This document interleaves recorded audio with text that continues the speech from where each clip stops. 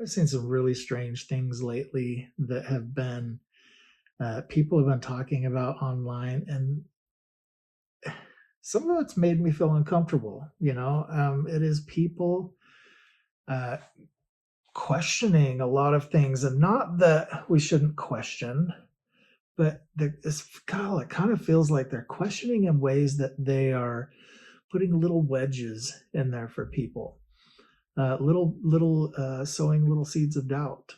It reminds me of that talk that President Hinckley did about hidden wedges, where there was a wedge left in the tree, and over years the tree grew over the wedge, and it created a weakness. And then one day the tree split in half because of the wedge that had been left there.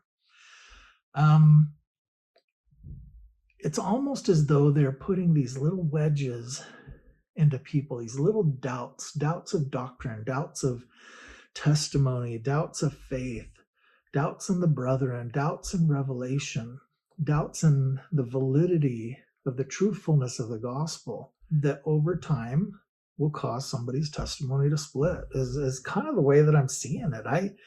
I would like to give people the benefit of the doubt, that they feel like I'm asking serious, legitimate questions. But when I hear them talking about them, it almost feels like they have a valid doubt that they want other people to agree with. Hey, you've seen that and had that doubt as well. Let's talk about that doubt together. Let's both agree that we doubt, or that there is a wedge there. At one point in my life, I wasn't way fallen away. And when I came back, it seemed as though all the events that took place were so strong that my belief in the gospel being true has been such that it doesn't matter basically what the prophet says. It doesn't matter what general authority says. It doesn't matter what the church doctrine is.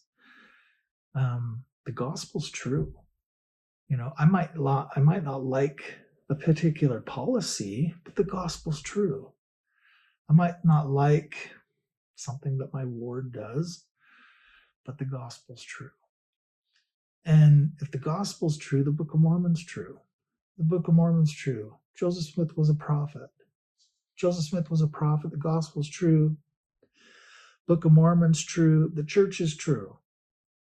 And it is all true. And I truly believe that it's all true. So all these little things that make it, that are inconsistencies, or that might look that like somebody's doing something for the wrong reason, or that may look political versus inspirational or spiritual, or whatever it might be that causes somebody to doubt. There's no reason for it. Focus on the faith.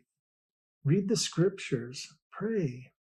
Focus on feeling and recognizing the Holy Ghost in your life. Ultimately, even the prophet has declared, we're going to need to feel the Holy Ghost, recognize it, have it as a companion if we're going to survive the last days. We're not going to survive the last days just because we have a prophet and he speaks to us. We're going to have the Holy Ghost with us.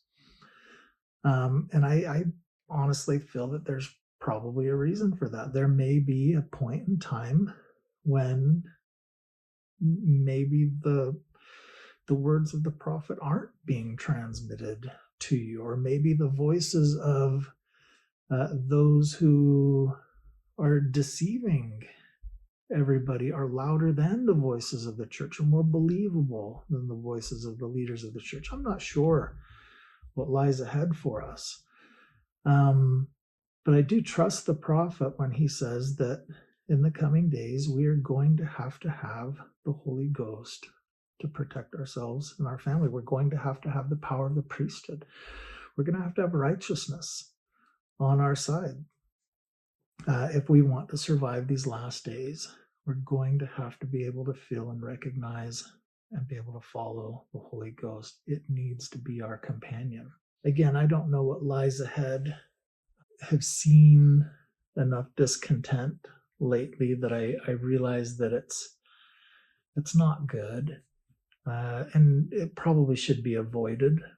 I wouldn't follow it. I wouldn't listen to it. I wouldn't partake of it. There's no reason for it. There's no need for it. Do what you need to do to strengthen your testimony, to be faithful. Make the Holy Ghost your companion. Do what you need to do that. Pay the price for it.